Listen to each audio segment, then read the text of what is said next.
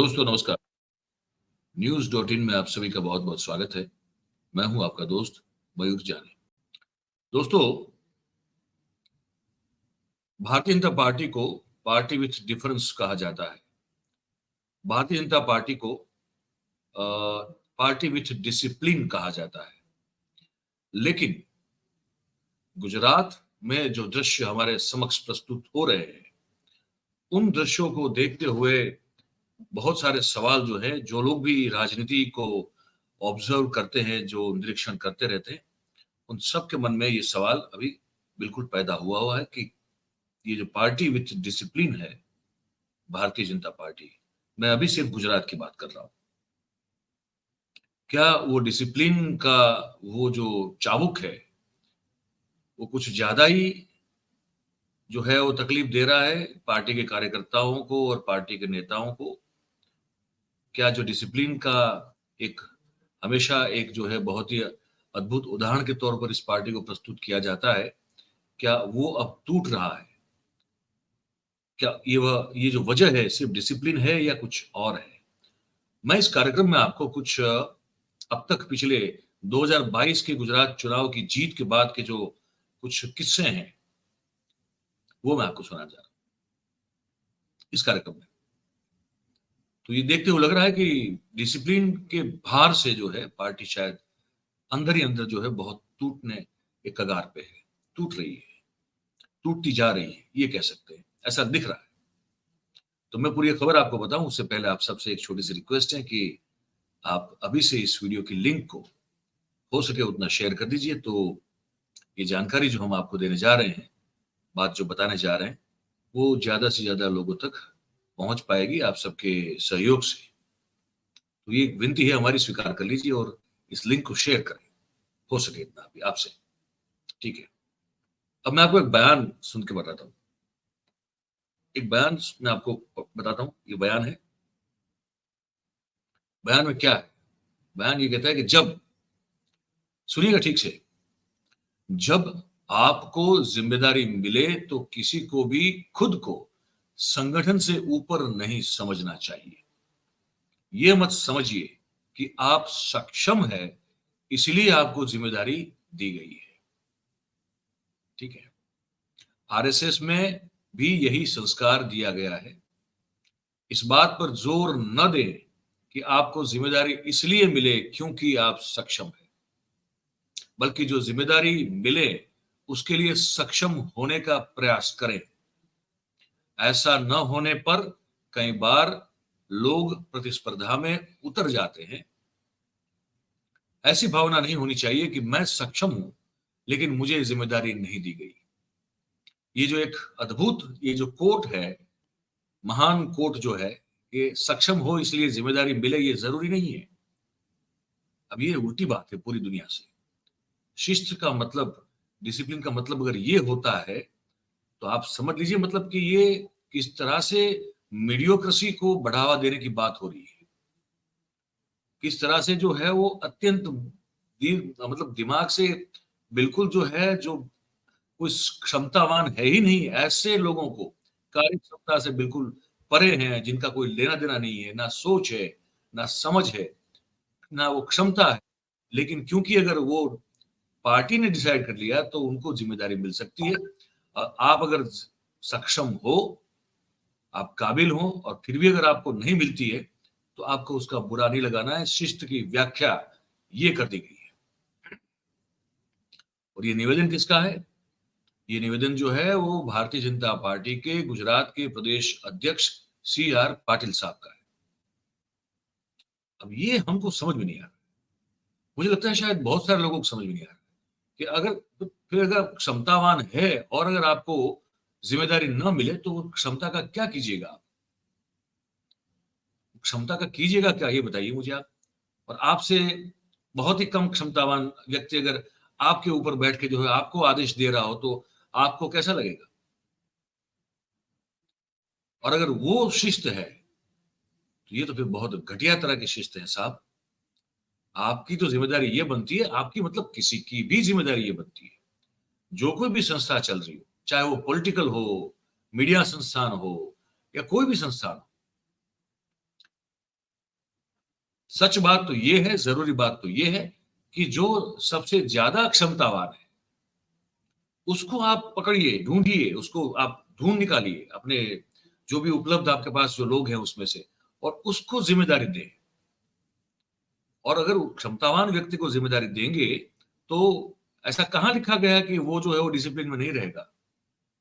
भाई डिसिप्लिन अगर आपकी जो है वो एक वाजिब होगी तो हर कोई रहेगा, लेकिन आपकी अगर बहुत ही फालतू प्रकार की डिसिप्लिन होगी तो कोई भी क्षमतावान व्यक्ति जो है, क्योंकि वो चाटुकार नहीं होता है।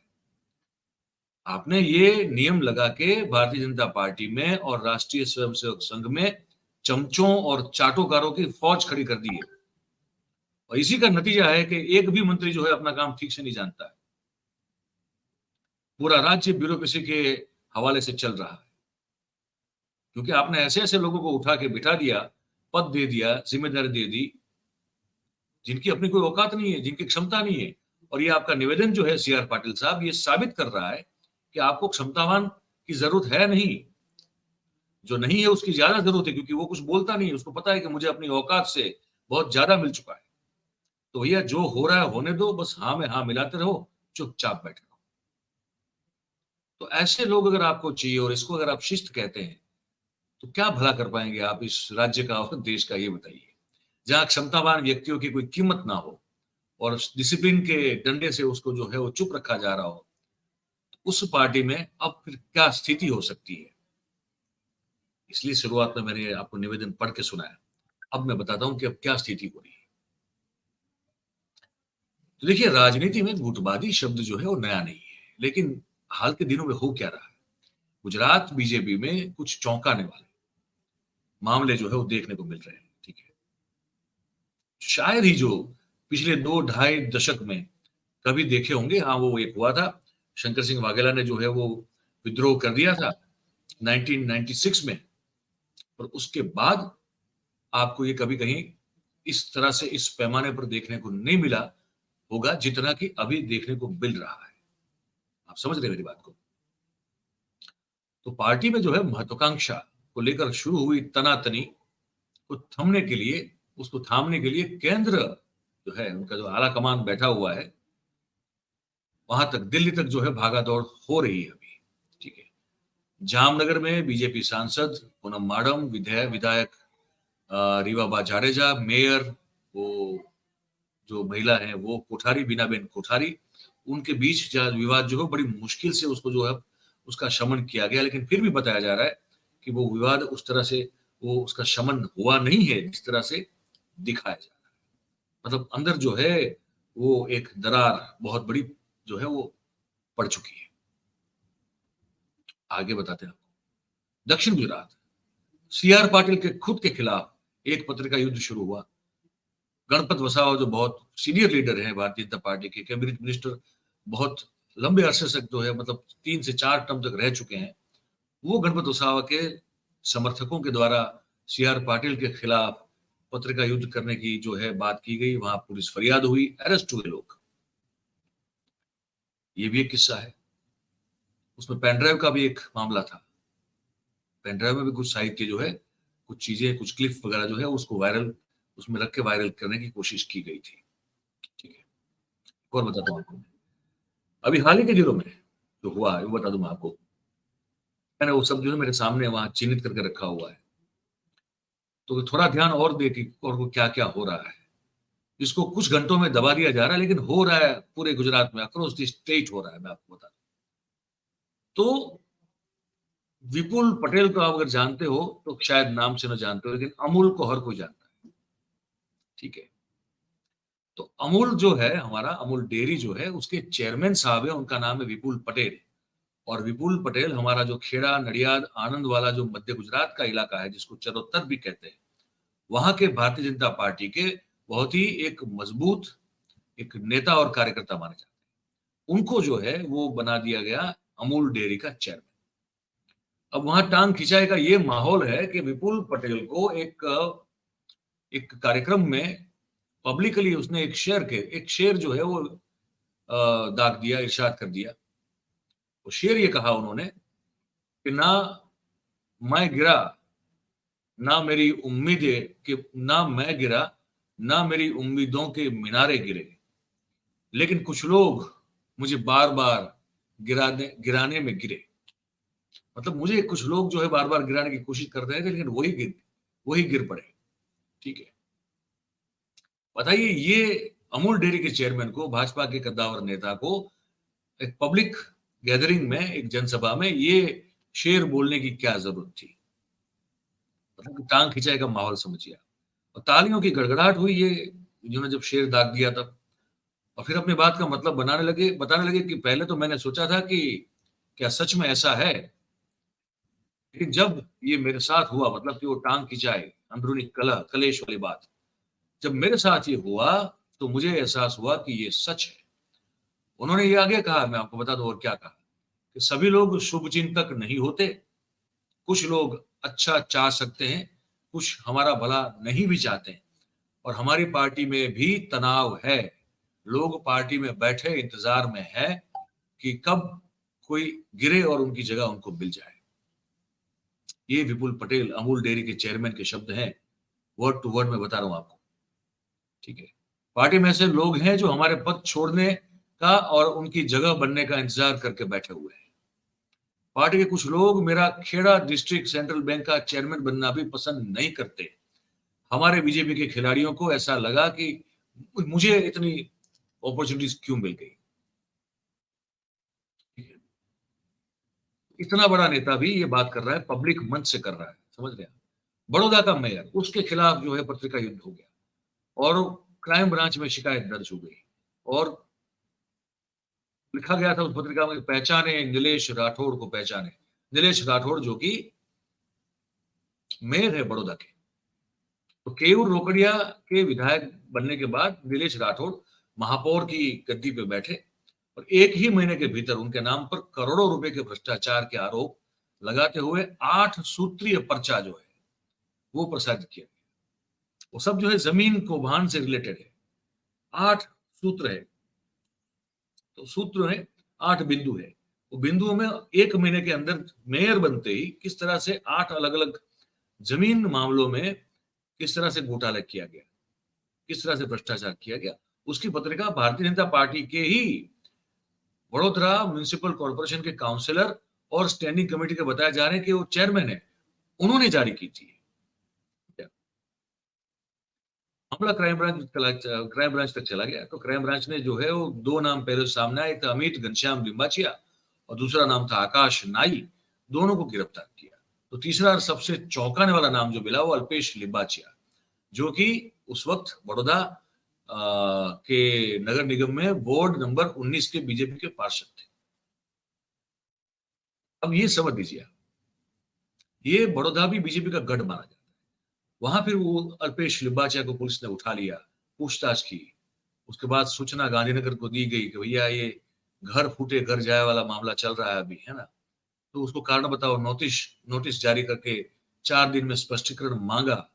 उसने सफाई दी भी, लेकिन पार्टी ने उस सफाई को नहीं माना और पार्टी में भूचाल ला देने वाले पर्चा कांड में आखिरकार ये पार्षद अल्पेश लिंबाचिया को बीजेपी ने अपने पार्टी से 6 साल के लिए उनको निकाल दिया। अब ये तो साधारण पार्षद की बात हो गई। ठीक है, एक नया विवाद और है कि जिसके चलते एक बड़े नेता को नोटिस देना पड़ा। अब वो कमलम से एक पूर्व मंत्री हैं और विवाद जो है वो सौराष्ट्र का है, लोधी का एक तहसील भी है और वहां का एक सहकारी संघ भी चलता है। तो वहां पे उस संघ के चुनाव को लेकर है, तो जिसमें सीट के लिए, जीत के लिए बीजेपी नेताओं के 2 गुटों ने आपस में एक जो है एक दूसरे से टक्कर ले ली, भिड़ गए और फिर गांधीनगर प्रदेश कार्यालय को और गांधीनगर सचिवालय से सरकार को इसमें हस्तक्षेप करना पड़ा।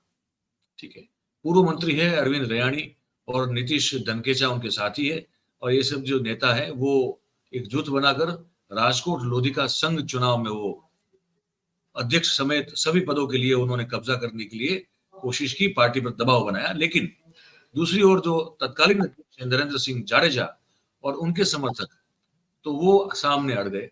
तो ये भी एक बहुत विकृत एक चेहरा जो है पार्टी का नजर आया, आंतरिक गुटबाजी का, कि इसको संभालना बहुत मुश्किल हो गया। ठीक है, तो सौराष्ट्र में तो ये हर जगह हो रहा है। अभी तक जो है उत्तर गुजरात थोड़ा इससे बचा हुआ है, बाकी मध्य गुजरात में भी आपने कहा देखा हो रहा है, दक्षिण गुजरात में भी मैंने बताया आपको कि हो रहा है। तो ये सब चीजें मैं आपको इसलिए बताना चाहता हूं कि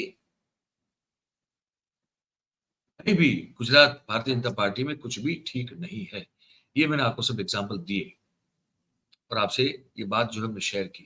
तो डिसिप्लिन का डंडा जो है वो काम नहीं कर रहा है और अब क्योंकि विपक्ष तो कुछ बचा नहीं है, तो लड़े किससे?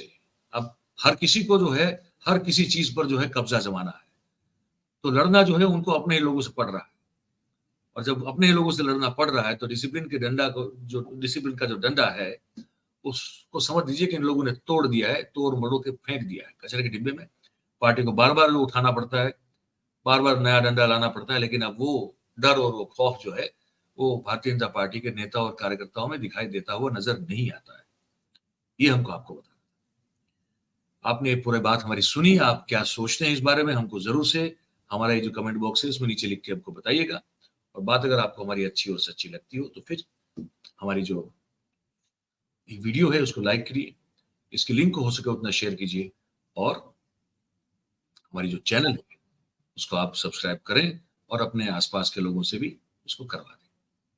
इस कार्यक्रम में आप सब हमारे साथ जुड़े हैं, इसलिए आप सबका बहुत बहुत धन्यवाद करते हैं। Thank you very much. नमस्कार।